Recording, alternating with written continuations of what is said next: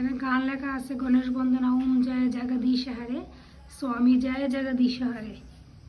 গণেশ বন্দনা গান এখানে পুরোটা গান এখানে লেখা আছে, খুব সুন্দর লাগে বলো না।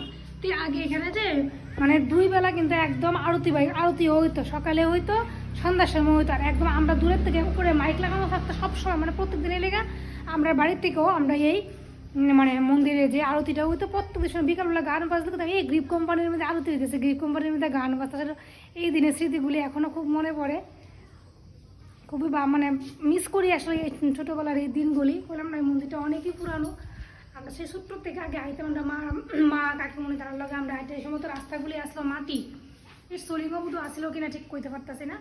এখন তো কত সুন্দর রাস্তা হয়েছে, একদম পিজার রাস্তা হয়েছে, আইতেও বেশিক্ষণ সময় লাগে না। আর আগে তো হাঁটতে হাঁটতে হাঁটতে হাঁটতে আইতাম, এই সময় তো গাড়ি টমটম কিচ্ছু আসে না। দেখো কি সুন্দর ভবনের জায়গাও আছে, একদম বইয়া আরামসে ঠাকুরের মন্দিরে এসে বইয়া আরামসে, কোনো ইয়ে নাই, উড়া তারা নাই।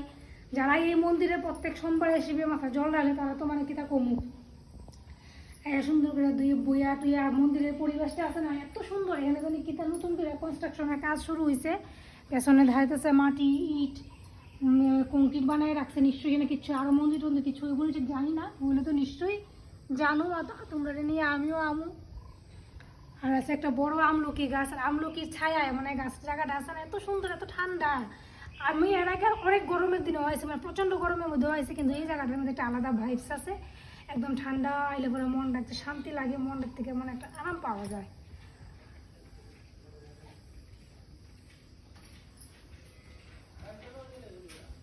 এই ঘন্টাটা তো আমি লাগাল পাই না, বন্ধুরা এসে দেখো আরেকটা ঘন্টা আছে, এটা দিকে লাগাল পাই। জয় শিব শম্ভু।